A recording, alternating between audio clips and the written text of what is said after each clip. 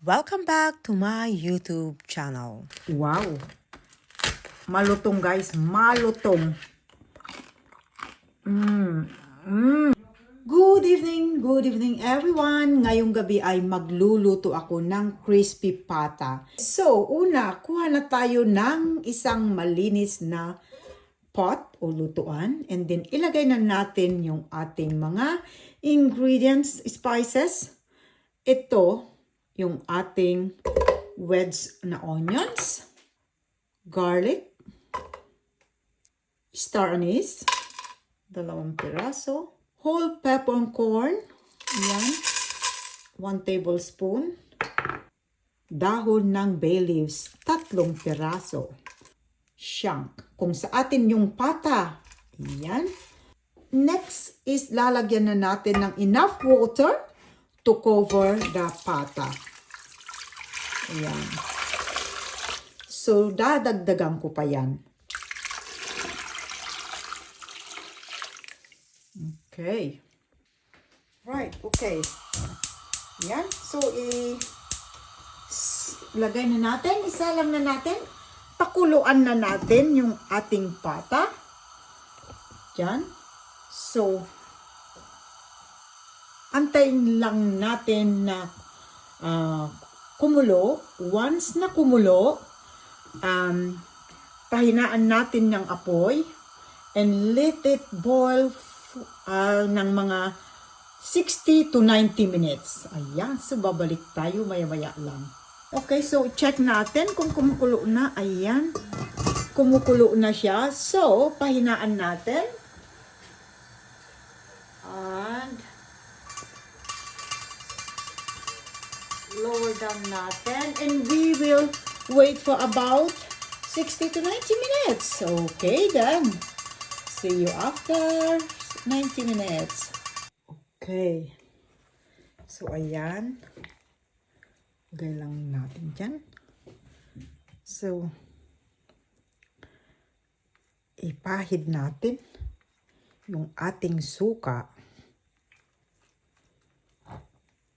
Okay. So, next, i-wrap itong ating salt.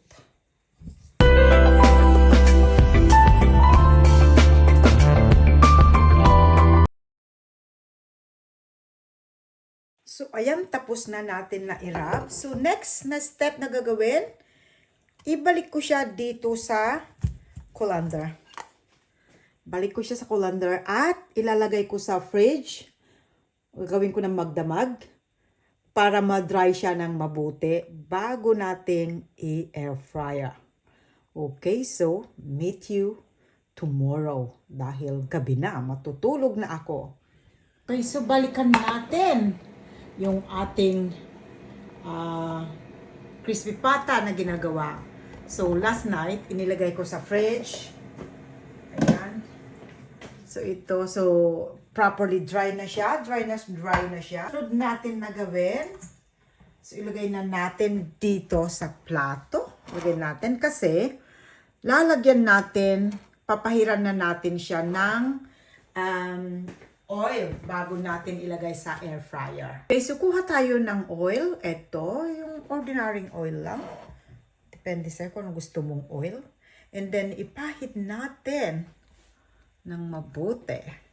Malutong. Yan. So, magdamag maghapon kasi pumasok ako sa trabaho na nakalagay sa fridge. Ito guys. Yan. Maghapon. Magdamag at maghapon. Yeah. Yan. Okay, so let's go. Ilagay na natin sa air fryer. So, yan. Ilagay natin sa loob. Air fry natin for about yan. Okay, 15 minutes lang natin. Yan. Balikan natin in 15 minutes. Yan, naririnig ko na pumuputok-putok siya. Can you imagine kung sa kawali mo gagawin yan, crispy pata na yan? Diba napaka-talsik? So, yan ang isang advantage ng air fryer. So, natin. Baliktarin ko lang.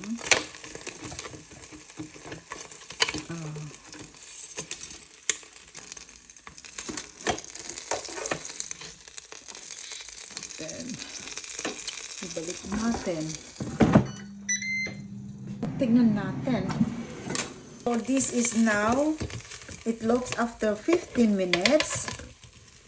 Yeah. So, ang gagawin natin, ahunin natin at ating palamigin for about, palalamigin muna natin and then bago natin ulit ilagay para crispy talaga. Okay, so, okay. Yan. Habang nag-iintay, ito gumagawa ako ng aking sausawan.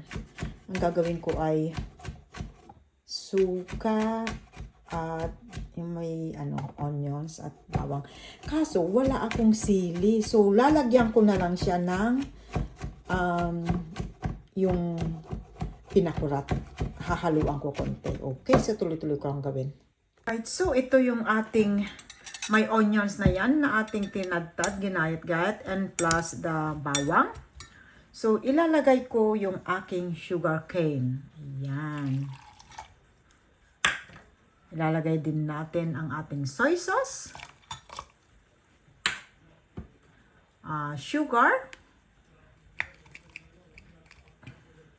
Okay, lagay ko na lahat.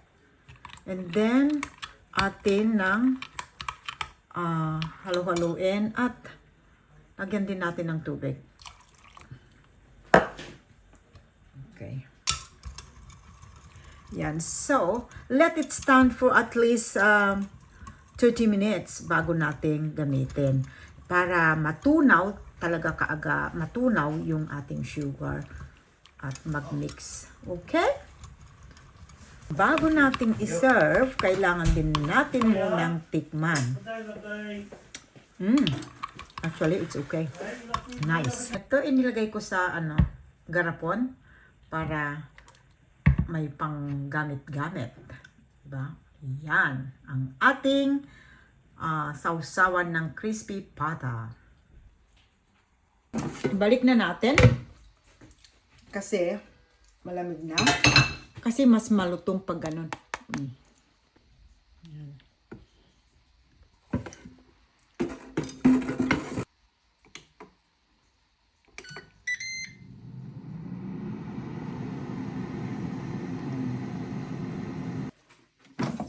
Okay.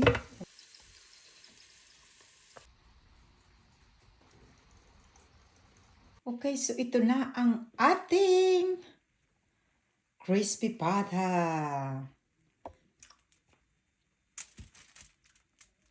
Aw, mainit. Yan. Tikman natin. Tignan natin kung malutong.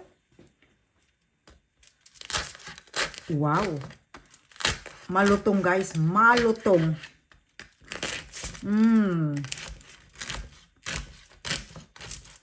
Oh, wow. Ay, sausaw ko na. Ayan. Tikman natin. Sausaw natin. Isausaw natin. At pakinggan kung malutong ba. Ito na.